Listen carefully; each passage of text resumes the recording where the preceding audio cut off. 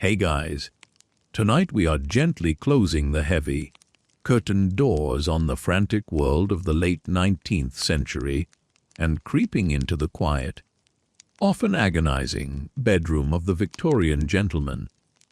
You can practically smell the faint, musty scent of wool blankets and the sharp, medicinal tang of remedies sitting bedside.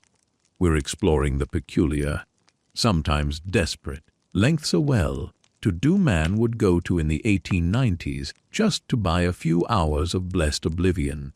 You stand here, right now, in the age of steam and telegrams, an age that promised connection and progress, but delivered, for many, an unbearable, buzzing anxiety.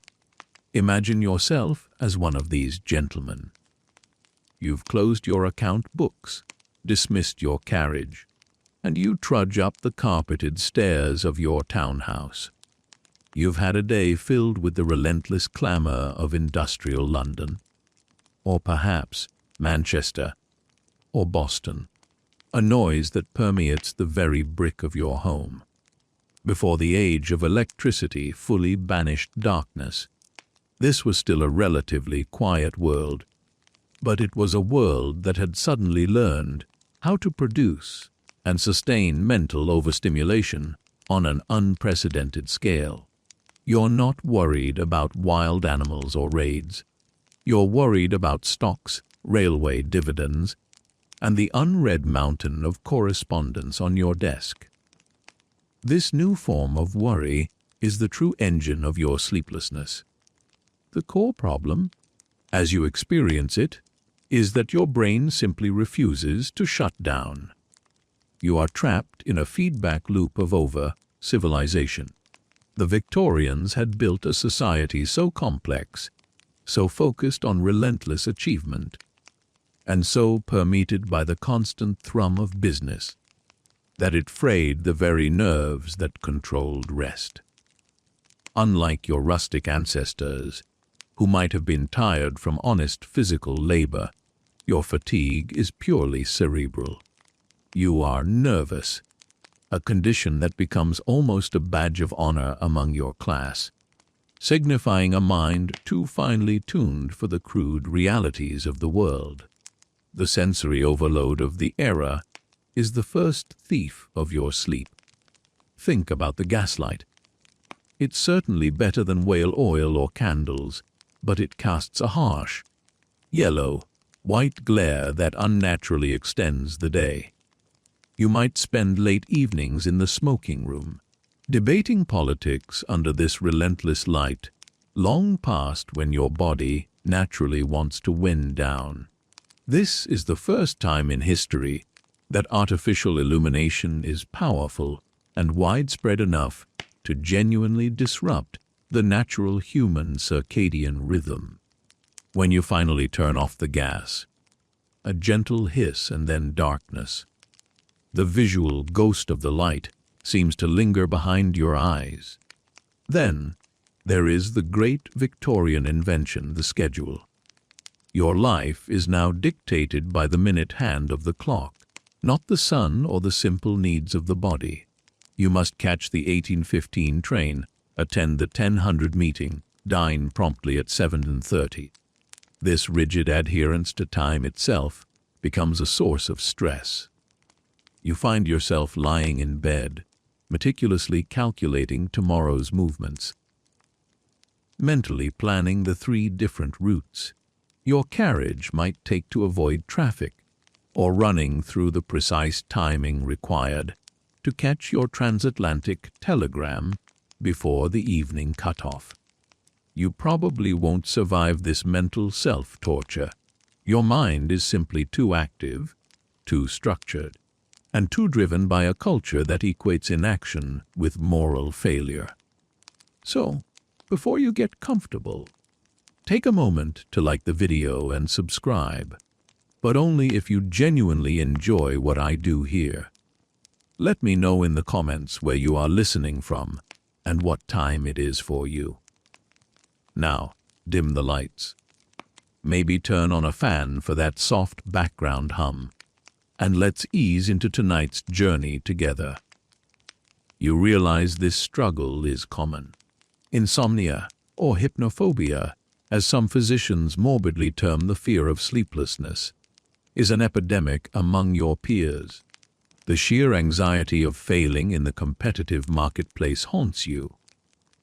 If you can't think clearly, you can't succeed. If you can't rest, you can't maintain the relentless pace.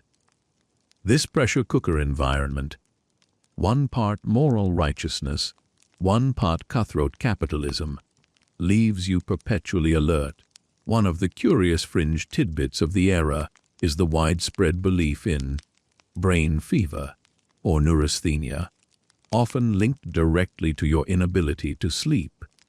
Doctors didn't see sleeplessness as a symptom of stress. They saw it as a literal draining of your nervous energy due to the complexities of modern life. They believed your brain was a delicate machine being overworked by too much intellectual strain. The cure often enforced rest, but first, a frantic search for the sleep aid. You might recall your physician, a man whose coat always smells faintly of carbolic and stale cigar smoke, gravely discussing your delicate constitution. He explains that your higher brain functions are simply too active. Historians still argue whether neurasthenia was a genuine, culturally specific syndrome or merely a catch. All diagnosis for everything from depression to generalized anxiety disorder. But for you, the suffering is real. The medical profession, however, is not without solutions, even if they often involve substances that are, by modern standards, highly questionable. You start to read the advertisements in the Pall Mall Gazette. They promise miraculous relief, urging you to try Dr. Williams' pink pills for pale people or some other patent medicine guaranteed to cure nervous exhaustion. The sheer volume of these advertisements tells you that millions of others share your plight. It is a lonely, yet universal suffering. You try the simplest, most passive cures first. You might try focusing on the monotonous rhythm of the ticking grandfather clock downstairs. You lie perfectly still, trying to empty your mind, which only results in your mind racing faster. To critique your own failure to empty it, you mentally recite the entire table of contents from the last book you read, hoping the sheer tedium will induce a trance. It rarely works. You rise from bed frustrated. The floorboards creak under your slippers. This is the gentle art of the Insomnia Cure, and its first, most crucial step is realizing that you're very, very bad at it. The mainstream historical fact here is the sheer prevalence of these patent medicines. While your doctor might prescribe something specific, many gentlemen self-medicate with popular tonics easily purchased at the chemist. These often contained high levels of alcohol or, more alarmingly, narcotics. It was a golden age of self-dosing fueled by desperation and a lack of regulation. You are essentially wandering a labyrinth of quackery and genuine, but dangerous, science, all in search of a few hours of quiet dark. You remember that time you tried to fall asleep by focusing on your breathing, only to become so acutely aware of the mechanism of your own lungs that you panicked and sat bolt upright. It's almost comical, this intellectual overthinking of a simple biological process. You realize the true enemy isn't the city's noise, but the infernal machine inside your own skull. The humor is dark, though a gentleman shouldn't be so easily defeated by his own nerves. It suggests weakness, a lack of manly fortitude, and this moral judgment only piles more anxiety onto the original problem. If you can't even sleep correctly, how can you run an empire? The next logical, slightly desperate step is to appeal to the scientific wisdom of the age. You consult your doctor, who offers a menu of treatments, each more powerful and potentially habit-forming than the last. He doesn't judge you. In fact, he sees you as a textbook case of a highly successful man whose energies have simply outrun his physical capacity for rest. This validation is soothing, even if the subsequent prescriptions are terrifying. The doctor might suggest a mild depressant to calm the vascular excitement. He speaks of chloral hydrate, famously used to bring down the perpetually anxious, a drug that promises a deep, dreamless sleep. It sounds marvelous, a scientific surrender to nature. But you've read enough Dorian Gray to know the dangers of too much of a good thing. The whispers about people becoming addicted, or even dying from overdosing, cling to the name of the drug like a miasma. It's a terrifying proposition. Trade one form of mental anguish, sleeplessness, for another, chemical dependency. You shudder at the thought of losing control, the one thing your Victorian life demands you maintain above all else. You reflect on the sheer absurdity of your situation, a man of means, power, and education, entirely defeated by the simple necessity of rest. You have conquered trade routes, managed vast estates, and navigated complex political dealings. Yet the one adversary you cannot defeat is the silence of your own mind.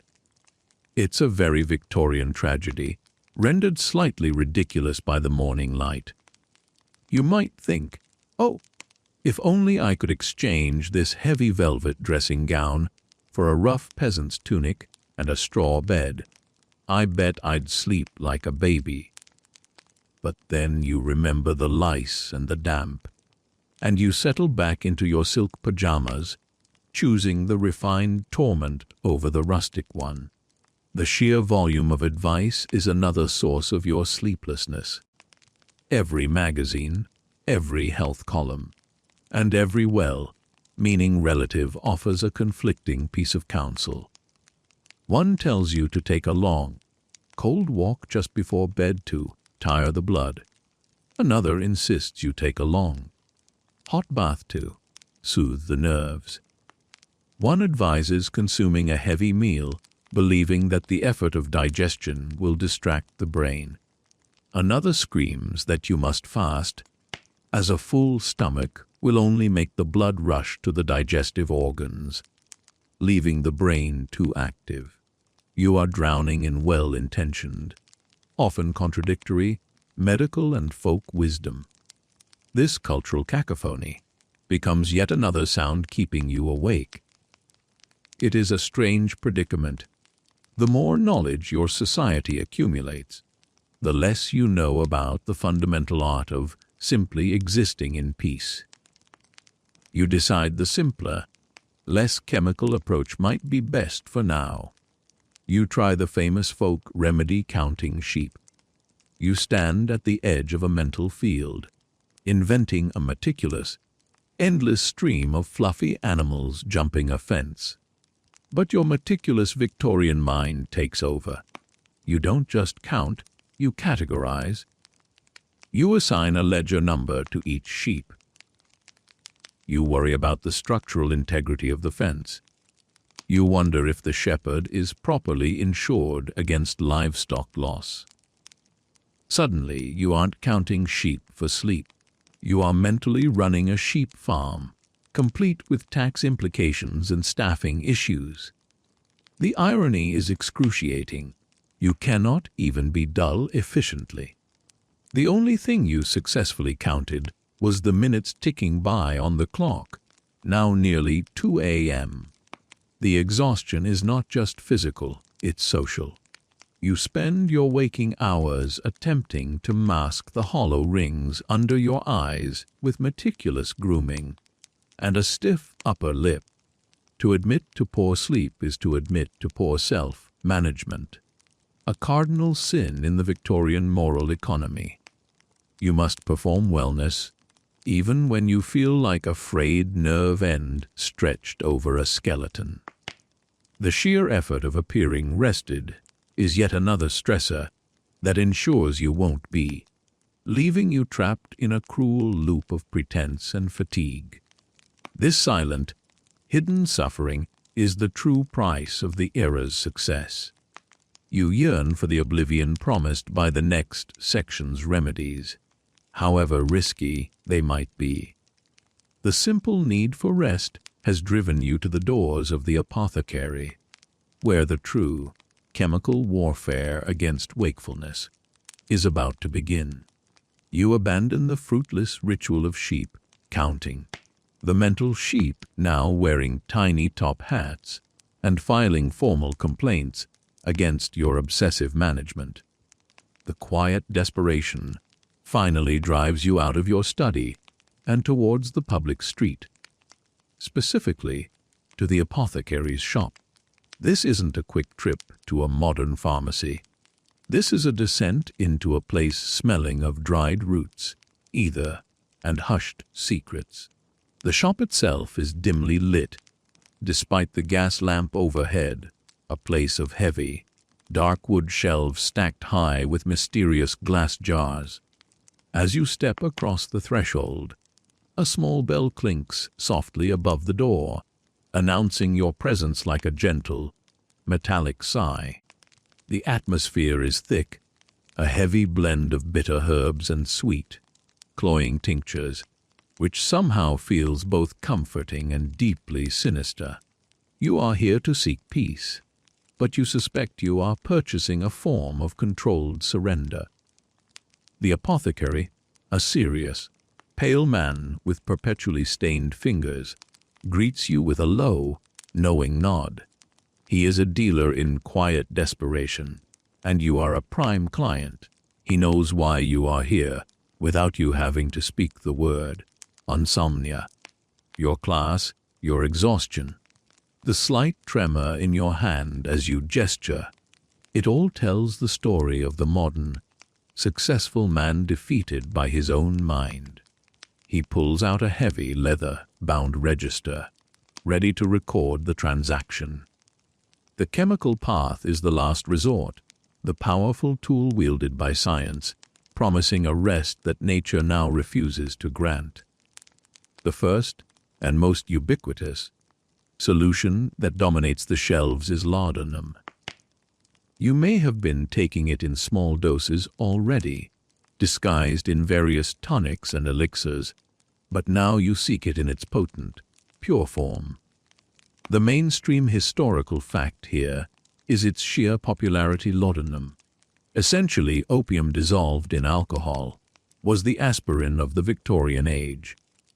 It was easily accessible, socially acceptable, and widely prescribed for everything from teething pain in babies. Yes, really to the melancholy of overworked gentlemen. The apothecary handles the bottle of laudanum with a careful reverence that belays its dark power. It's a rich, brown liquid, often thick and syrupy, poured from a large, stoppered bottle into a smaller, decorative vial for you. The immediate thought is relief. This is guaranteed to work. It's the ultimate sedative, a blanket for the mind that science has woven. You imagine the liquid spreading through your system, muffling the cacophony of your anxieties, finally silencing the mental list of telegrams you need to send. But there is a subtle, unsettling thrill of fear, too. You know that this simple brown liquid, opium and cheap sherry, let's be honest, carries the risk of profound dependency. But the need for rest outweighs the moral qualms. You rationalize it. Surely a gentleman of your discipline can manage a chemical aid. You are taking it to restore your nerves, not to indulge a vice. This self-deception is crucial to the gentleman's use of narcotics during this period. The apothecary provides meticulous instructions, a certain number of drops, no more, mixed with water or a bit of wine, taken precisely 30 minutes before retiring. You notice the care he takes in measuring. A beautiful, tiny glass dropper that looks like a scientific instrument, but is, in effect, a delivery system for blissful, temporary oblivion.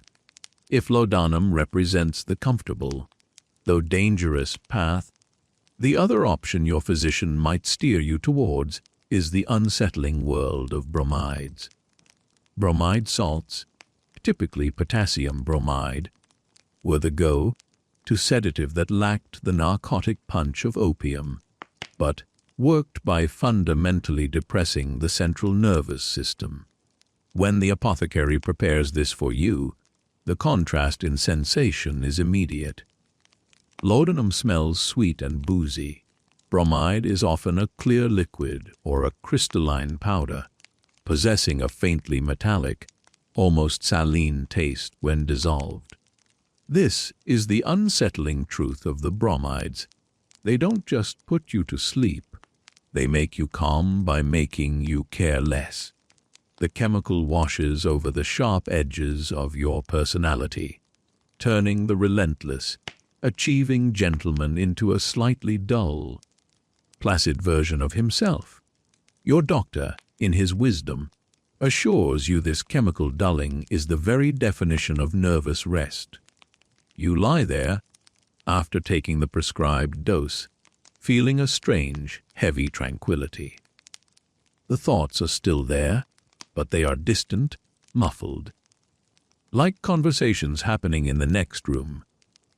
You might manage a light chuckle at the irony the man whose energy built empires, now require a substance to chemically dissolve your ambition just to get 4 hours of rest. The quirky or fringe tidbit of the era, one that perhaps only the most desperate gentleman resorted to, involves a substance called paraldehyde. While laudanum was common and bromides were prescribed, paraldehyde was the choice for the truly manic or hospitalized insomniac. It was incredibly effective, bringing on sleep quickly, but it carried an unfortunate social penalty. Paraldehyde, when metabolized, produces a powerful, acrid smell that permeates the user's breath and, notoriously, their sweat. It smells strongly of something akin to rotten apples or heavy varnish. The humor is dark, yet light, the one guaranteed sleep aid that also ensures nobody will ever get close enough to you to wake you up. You imagine waking up, finally rested, only to find the butler has tactfully positioned a potted palm 3 feet closer to you than usual. Historians still argue whether the widespread neurological decline seen in later Victorian decades was due more to the chronic, slow-acting toxicity of bromides which accumulated in the system, or the flash, fire damage and subsequent withdrawal from potent substances like chloral hydrate. Both were chemical straitjackets, and both carried risks far beyond the simple desire for a quiet night. You may recall your doctor suggesting chloral hydrate, the drug that promised a deep, dreamless sleep, the one you shied away from in the first section. But tonight, in your desperation, you might revisit that memory. It's a powerful, almost instant sleep inducer, a crystalline substance that is mixed into a syrup. It is the chemical equivalent of dropping an anchor on your consciousness. You think of the infamous cases, the rapid addiction, the whispers of the knockout drops, used for nefarious purposes, and you politely decline.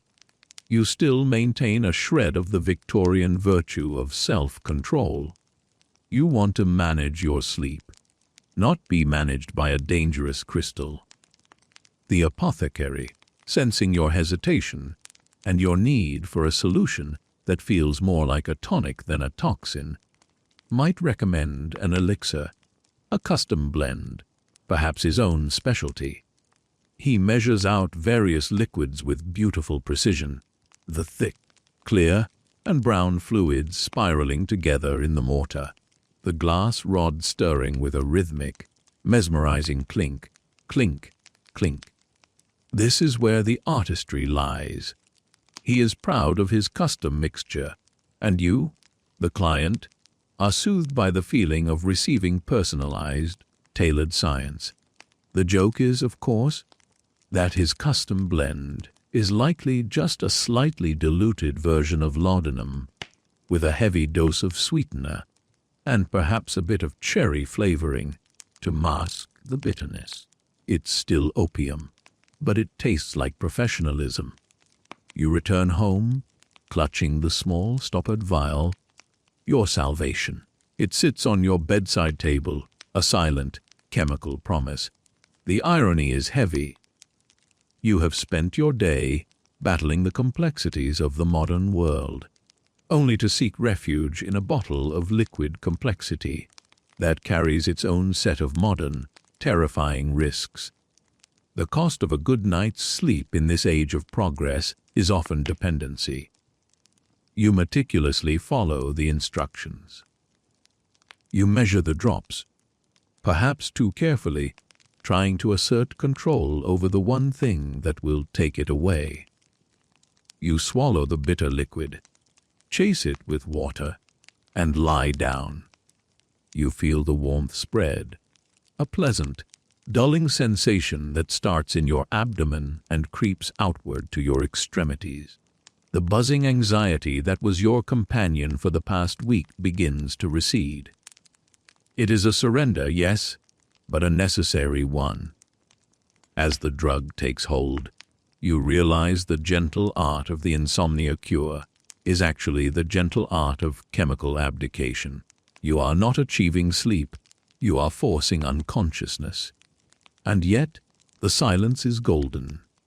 For the first time in days, the image of your overflowing desk, the sound of the late night traffic, and the ceaseless planning in your skull fade into a hazy, indistinct background. The sheer volume of these transactions, the hundreds of gentlemen passing through this apothecary's door every month, highlights the true cost of Victorian success. Everyone is running on fumes, and everyone is secretly dosing themselves to maintain the facade of energetic competence. You are part of a silent, chemical conspiracy of rest. You remember that conversation from the smoking room last week, where your colleague scoffed at a working-class man for wasting his wages on drink, yet that same colleague confessed to you, in a hushed whisper, that he couldn't function without his nightly nerve tonic. The moral outrage against alcohol and the quiet acceptance of physician-prescribed narcotics forms another layer of absurdity in this peculiar age. You think, briefly, about the long-term effects, the persistent fear of losing your hudge, of becoming one of those dull, listless figures you sometimes see on the street corners, clearly over-reliant on the bottle. But that thought is too sharp, too immediate. The chemical solution is already blurring the edges of your concern. You turn onto your side, the gaslight from the street outside casting a long, rectangular shadow across your ceiling. The gentle, insidious hum of the drug is working its magic, preparing you for the next, equally strange, non-chemical steps of the regimen, the strange rituals of the bedroom itself. You are drowsy now, your focus soft, ready for the peculiar, physical routines that promise to complete the work of the apothecary's dark concoctions. The chemical haze from the apothecary's bottle is settling in now, a warm, fuzzy pressure behind your eyes that is wonderfully distracting. You feel the sharp edges of your day, the demanding voices, the relentless calculations, smooth over, dissolving into a manageable, distant hum. But even with the aid of powerful sedatives, the Victorian gentleman knows that true sleep is not merely granted, it must be earned through ritual. You are entering the second phase of the gentle art of the Insomnia Cure, the meticulous, almost surgical preparation of the physical self and the sleeping chamber. This is where you attempt to assert control over your body, since your mind has clearly failed you. Your first stop, before even entering the sanctum of the bedroom, is the bath. This is not the quick shower of a later, more efficient age. This is a serious, solemn event, a form of hydrotherapy. The mainstream historical fact is that hydrotherapy, or the water cure, gained immense popularity in the mid to late 19th century, with many believing that water, used correctly, could cure a vast array of nervous and physical ailments, including insomnia. Your physician has prescribed a specific temperature, usually described as tepid or lukewarm. The goal is precise. The water must be just warm enough to be pleasant, but not hot enough to stimulate the circulation or raise your pulse. If the bath is too hot, it increases the blood flow to the brain, which is the very problem you are trying to solve. If it is too cold, the shock to the system will only make you alert. It's a delicate, Goldilocks-like balance that must be achieved nightly. You sink into the porcelain tub. The water level is high, surrounding you, muffling the sounds of the house. The temperature, perhaps 92 or 93 degrees Fahrenheit, is meant to encourage vasodilation in your extremities, drawing the heated, overworked blood away from your teeming brain. You are, quite literally, trying to cool your thoughts by warming your toes.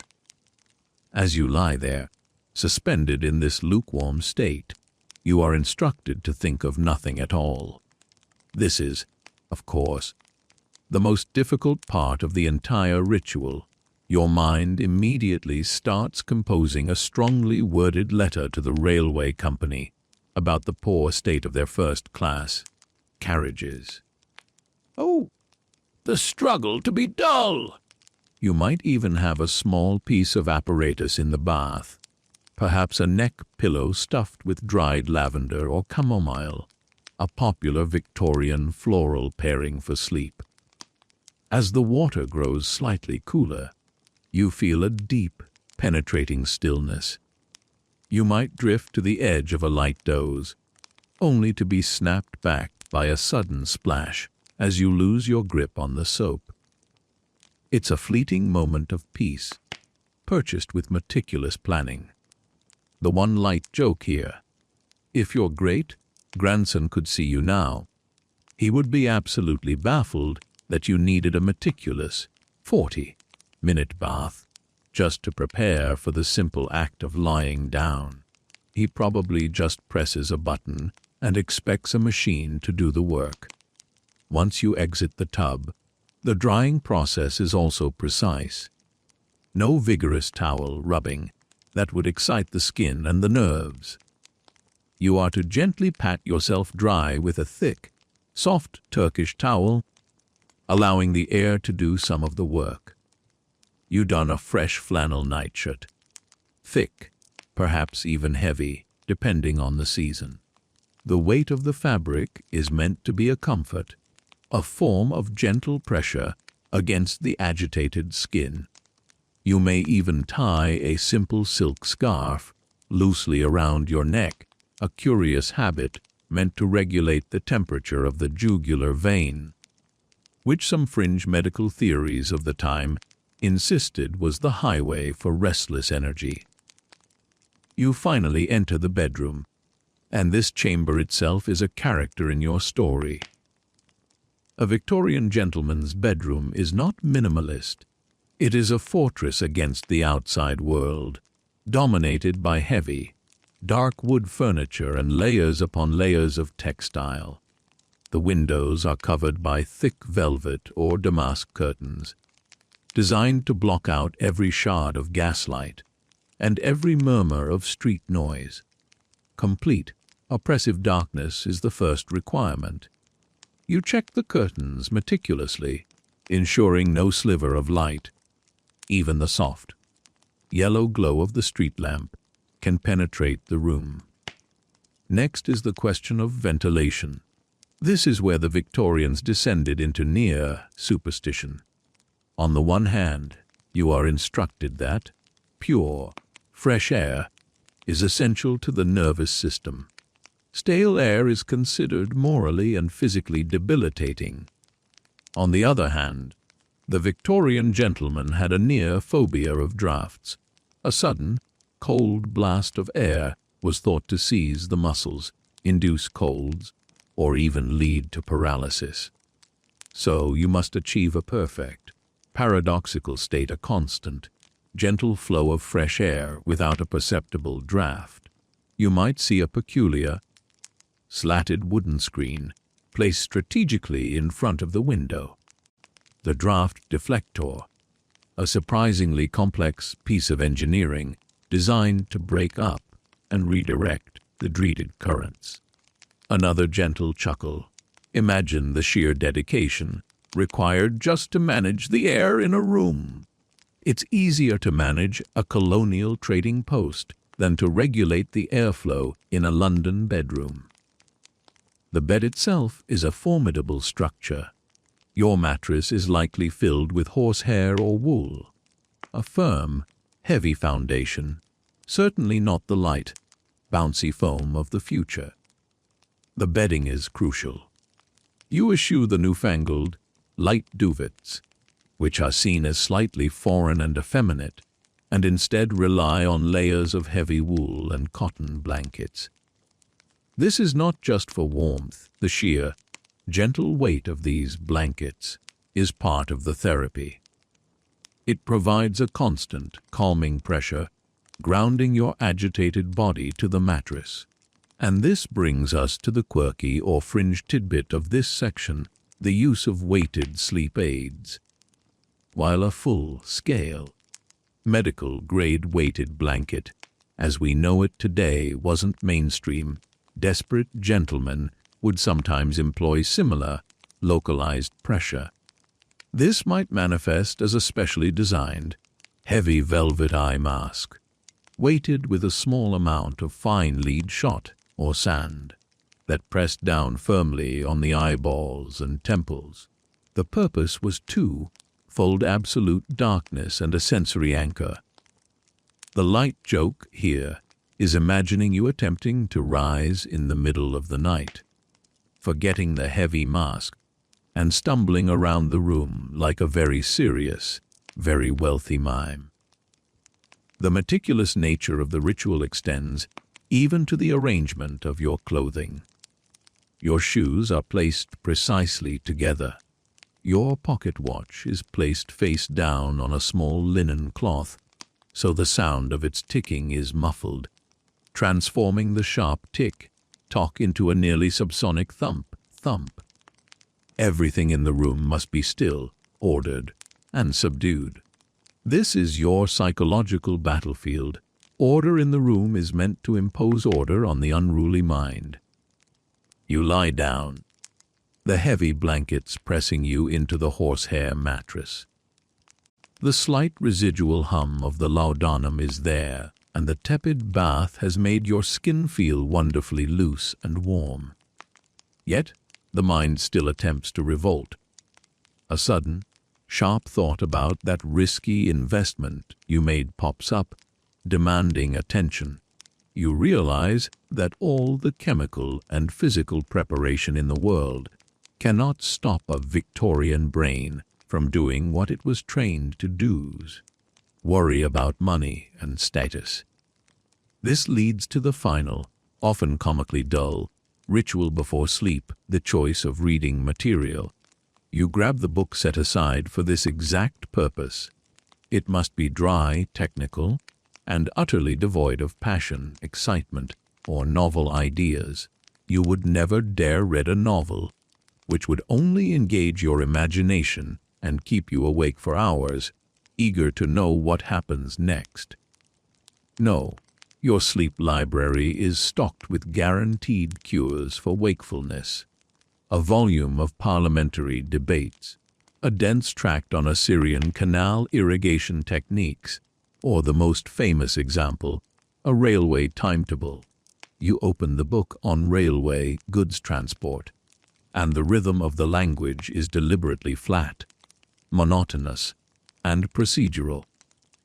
You read about the optimal gauge for track ballast and the regulations concerning the transportation of livestock through tunnels. The gentle voice inside your head, my voice, perhaps, is simply reading the most boring subject matter ever committed to print. The words pass over your consciousness without leaving an imprint, which is the entire point. You are performing the ritual of reading to bore yourself into submission, using your intellectual capacity as a weapon against itself. Historians still argue whether the obsessive focus on physical routines, from specific diets to cold wraps and tepid baths, was genuinely therapeutic or merely provided an illusion of control that helped reduce the foundational anxiety of the industrial age. Was the cure the water, or the feeling that you were doing something? For you, lying here with the heavy eye mask and the railway timetable, you simply hope it works. You recall, perhaps, a slightly more eccentric method you read about in a popular journal, the use of a cranial electro-sleep device. This was a genuinely quirky tidbit, usually involving a cloth-covered headband embedded with tiny electrodes. The idea was to pass a very mild electric current across the temples, supposedly to retune the brain's electrical balance. The shock was meant to be imperceptible, a gentle, scientifically mediated buzz. You rejected this, not because of the danger, but because the thought of lying in bed with a battery pack strapped to your head felt fundamentally undignified. The simple joke is that your great-grandson will willingly pay extra for a phone that vibrates on his head all night long, only he calls it ASMR. The sheer effort of this pre-sleep routine is almost a full day's work in itself. You have spent an hour bathing, 10 minutes carefully arranging the air flow, 5 minutes selecting the perfectly dull book, and 20 minutes lying in stillness, trying not to notice the constant, low-frequency vibration from the late-night wagons on the cobblestones outside. The only thing you haven't done is actually sleep. The exhaustion from the attempt to rest is now almost as profound as the original sleeplessness. You find your eyes glazing over, the words in the railway report blurring into long, meaningless lines of type. You gently let the book fall away.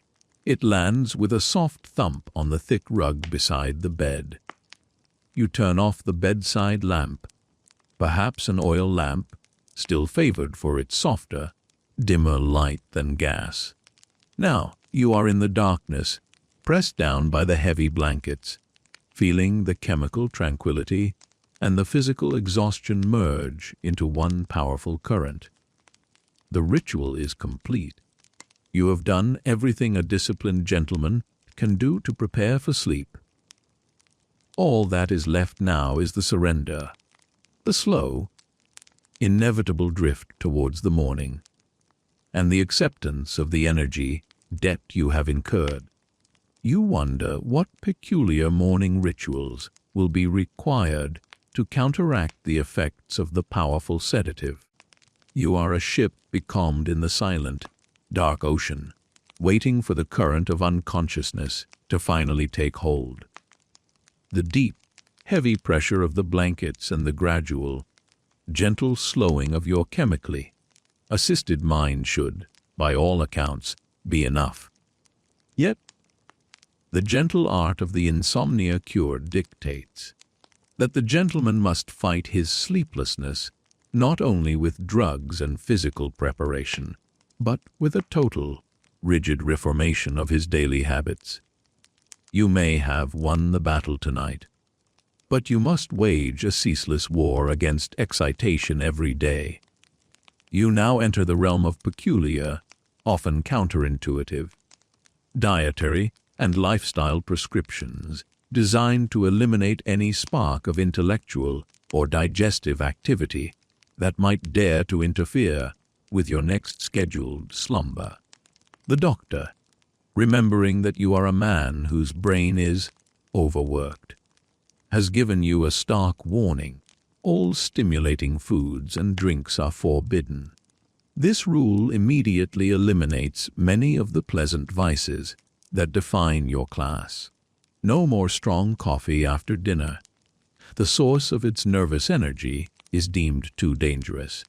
No more heavy, spiced wines, which are thought to inflame the blood.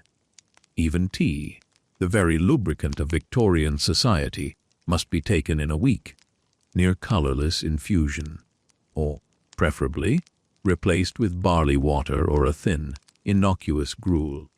The mainstream historical fact is that the Victorians began to link caffeine and heavy dining directly to nervous debility, viewing them as foreign excitants that destabilized the brain's delicate equilibrium.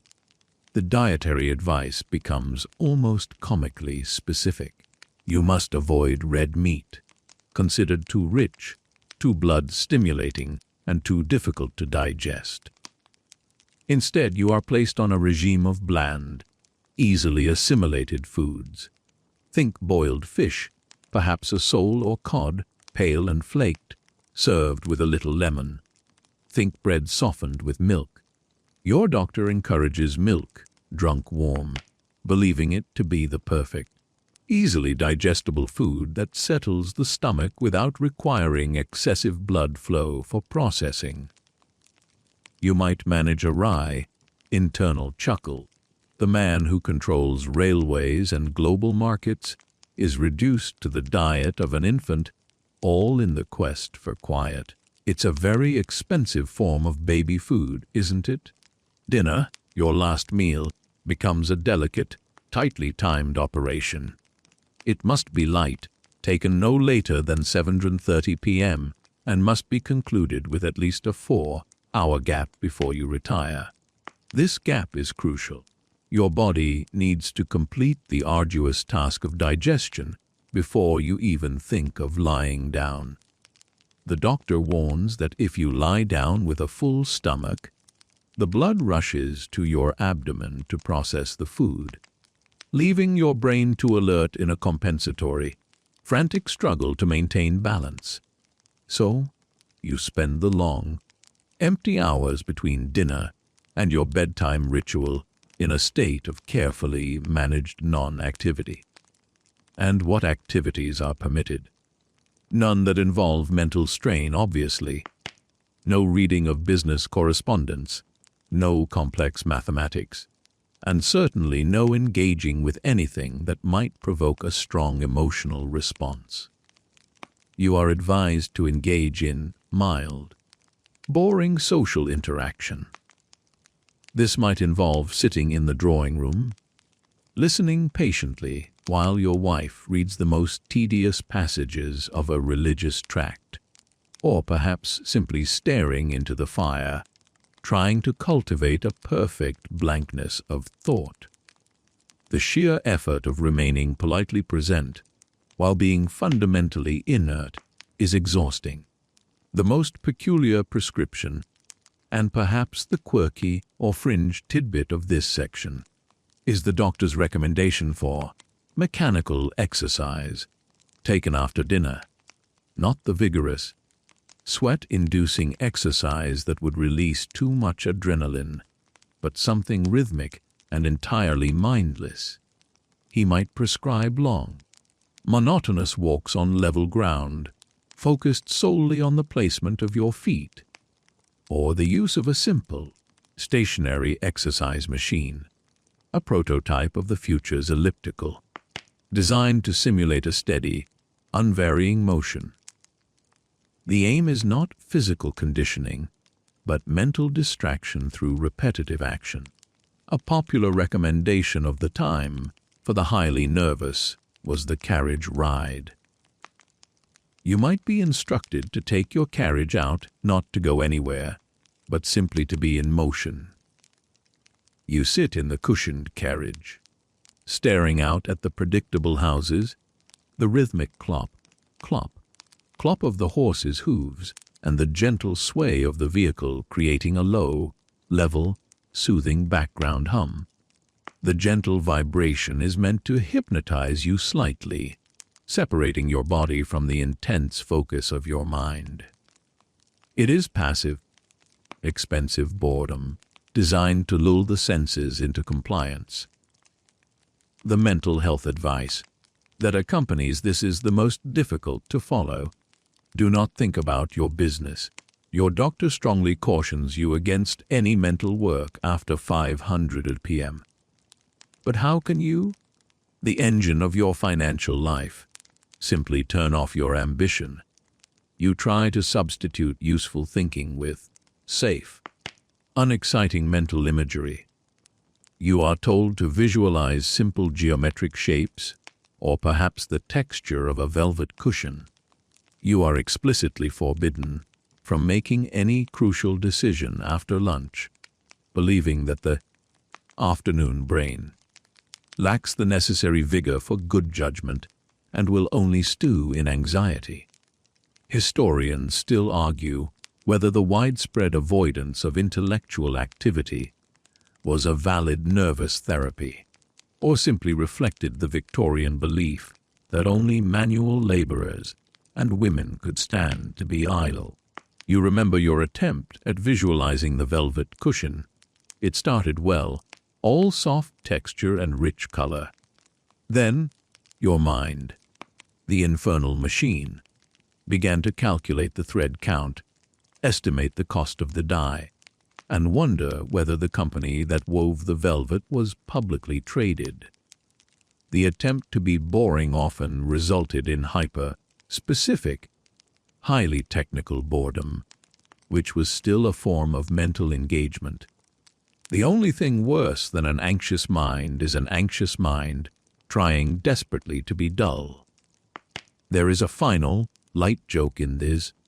One popular self-help guide of the 1880s recommended that insomniacs should try reciting the complete list of British prime ministers in reverse chronological order, believing the combination of memory effort and absolute lack of excitement would induce rest.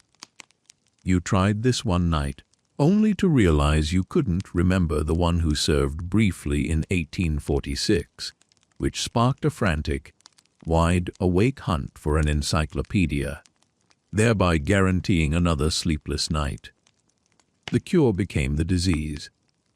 The culmination of these daily efforts, the barley water, the bland fish, the boring carriage ride, is the profound physical and mental dullness you are now supposed to feel as you lie under your heavy blankets. You have methodically drained your system of any fuel for passion or thought.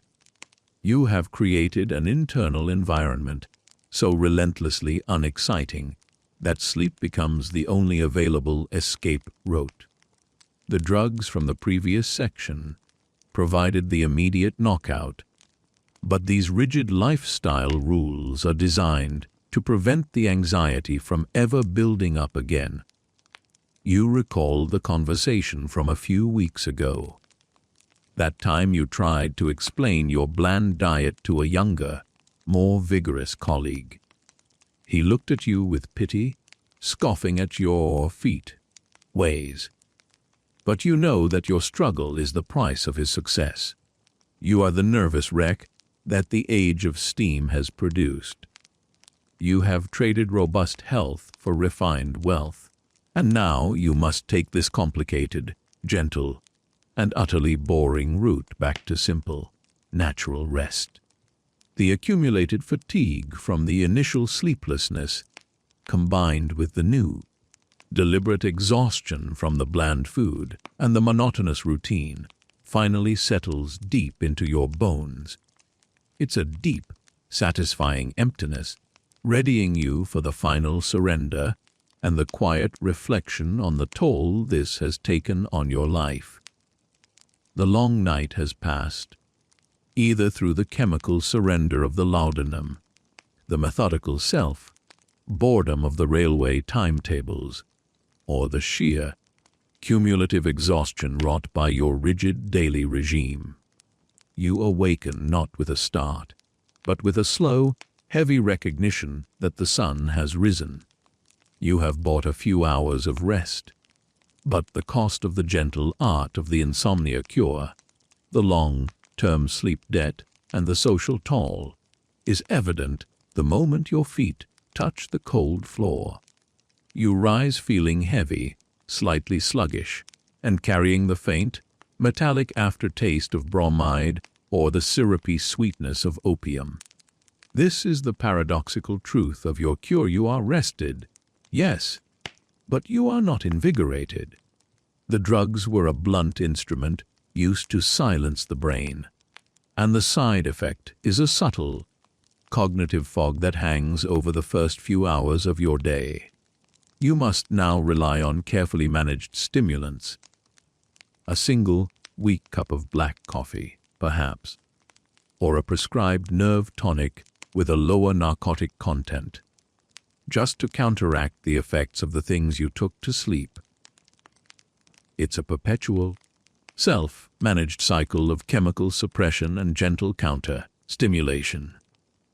The cumulative physical toll is real. You are never truly running at full capacity. The lack of natural, restorative deep sleep, the kind that truly repairs the nervous system, means you are constantly operating on a shallow reserve. The anxiety you manage to quiet at night emerges instantly in the morning, often heightened by the fear that you won't be able to repeat the miracle tonight. This is the long-term sleep debt. It's not just the hours lost, but the quality of the hours you've borrowed. The mainstream historical fact here is that this kind of chronic fatigue led to a massive increase in resort stays and sanitarium visits among the wealthy. When the home cures failed, gentlemen and ladies would retreat to German spas or high-altitude Swiss clinics to undergo months of extreme, enforced rest. These institutions essentially took the daily routines you've attempted, bland diets, hydrotherapy, forced boredom, and amplified them under clinical supervision, locking the patient away from the very urban pressures that created the insomnia in the first place. These long, isolating stays were the ultimate admission of defeat by the nervous system. You spend your day trying to appear engaged while feeling fundamentally dull. You have achieved the doctor's goal of reducing nervous excitement, but you have also reduced your joie de vivre. You might find yourself missing simple social cues, your conversation lacking its usual sharp wit, replaced by a slightly languid, over-polite formality. The social toll is that you have become a slightly less vibrant version of yourself. Your colleagues perceive it as exhaustion or overwork, which is technically true, but they do not know the precise chemical price you are paying just to remain functional. This leads to the quirky or fringe tidbit of the era, the popular adoption of rest cures for men inspired by the treatment of nervous women. While the most extreme rest cures involved absolute bed rest, some gentlemen were prescribed long, silent carriage rides and were actively forbidden from reading anything more demanding than a nursery rhyme. The idea was to regress the sophisticated, over-civilized brain to a state of childish simplicity. You might find yourself spending hours in the park, trying to concentrate only on the flight of a bird or the shape of the clouds. A profound contrast to the ruthless focus required to run a successful Victorian enterprise. The subtle humor is recognizing that your doctor has prescribed mandatory professional idleness as a cure for the nervous exhaustion caused by mandatory professional work. Historians still argue whether the prescribed dullness of the Victorian period, the bland food, the unexciting social life, the moralized avoidance of passion, was a direct result of trying to manage the physical symptoms of anxiety, or if the culture's inherent repressiveness was the original cause of the anxiety itself. Which came first, the exhausting ambition, or the desperate need for sedative control? It's a chicken and egg problem of the anxious soul. You see echoes of your struggle everywhere. The man who falls asleep mid-sentence at the club, the nervous tremor in the hands of the bank manager. The entire culture seems to be swaying gently on the brink of collapse, held together by sheer willpower and an awful lot of apothecary-issued narcotics. You realize the true failure is not your inability to sleep, but the failure of an entire system to provide a truly humane rhythm of life. Now, as your day winds down, you must prepare again for the night. You look back at the precise, ritualistic preparations: the lukewarm bath, the draft deflector screen, the heavy blankets, the fear of the full stomach, the careful dosing of the dark liquid. You accept the absurdity of it all. You are a highly sophisticated machine that requires incredibly precise, boring, and slightly dangerous maintenance just to perform the simple biological function of unplugging. But tonight, you feel a deep, gentle weariness, a proper, earned exhaustion that is the final goal of the cure. You choose the less potent sedative, or perhaps none at all, relying on the mental dullness you cultivated all day. You lie down, and you feel the immense, beautiful weight of your own fatigue. Now, let the scene fade. We pull back from the dimly lit Victorian bedroom. The clop of the horses on the cobblestones softens. The faint, medicinal scent of the apothecary's cure dissipates like morning mist.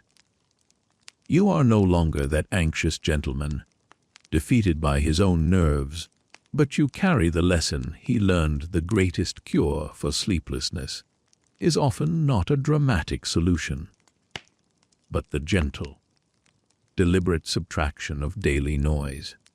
You remember his struggle, the vast effort required to simply be still, and you realize that the most soothing aspects of his cure, the predictable routines, the soft light, the attempt to empty the mind, are still the foundation of our own search for rest, albeit without the laudanum.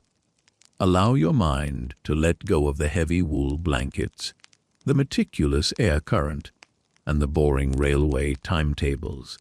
Feel the tension ease in your shoulders and neck. Let your breathing become slow, deep, and quiet. There are no telegrams waiting.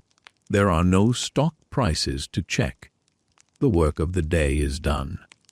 Release the idea that you must sleep and simply embrace the luxury of rest. Tonight, there are no chemicals, no complicated rules, and no moral judgments about your state of wakefulness. Just the soft hum of the night, the gentle cadence of my voice fading away, and the comfort of your own bed. You are safe. You are warm. You are sinking gently into the deep comfort of the here and now. Let the peace settle over you like the finest, softest velvet. You have nothing left to do. Just rest.